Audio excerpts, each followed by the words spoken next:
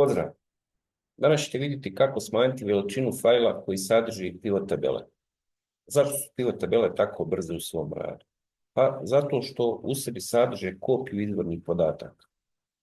Kada imate Excel fajl sa više pivot tabela, svaka pivot tabela proporcionalno povećava veličinu fajla.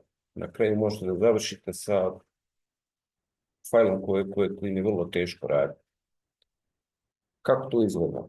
Evo recimo, na primjer, pogledajte, ovdje imamo neku izvornu tabelu s nekih 600.000 redova i 1, 2, 3 pivot tabele. Veličina ovog fajla je oko 30 MB. Sad, ako bi ovaj fajl imao još recimo 10-ak pivot tabela, sami izračunajte kolika bi bila veličina fajla. Rješenje je da se isključi opcija čuvanja izvornih podataka unutar pivot tabele. To radite na sljedeći način. A ukoliko koristite Excel 365, kliknite na bilo koju pivot tabelu desnom tipkom miša, odaberite Pivot Table Options, na tabu Data isključite opciju Save Source Data with File.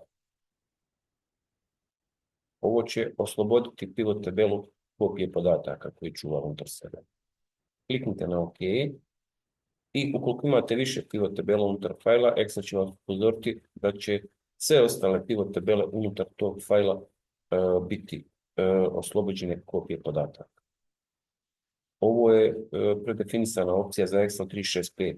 Ukoliko koristite neku od starih verzija Excela, morate ovu opciju isključiti pojedinačno za svaku pivot tabelu.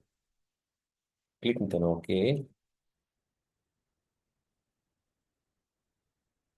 Snimite izmjene u fajlu.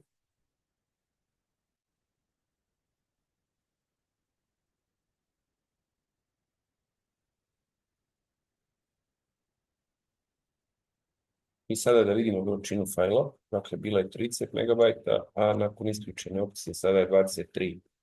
Dakle, smanjili smo veličinu za trećinu ili četvrtinu.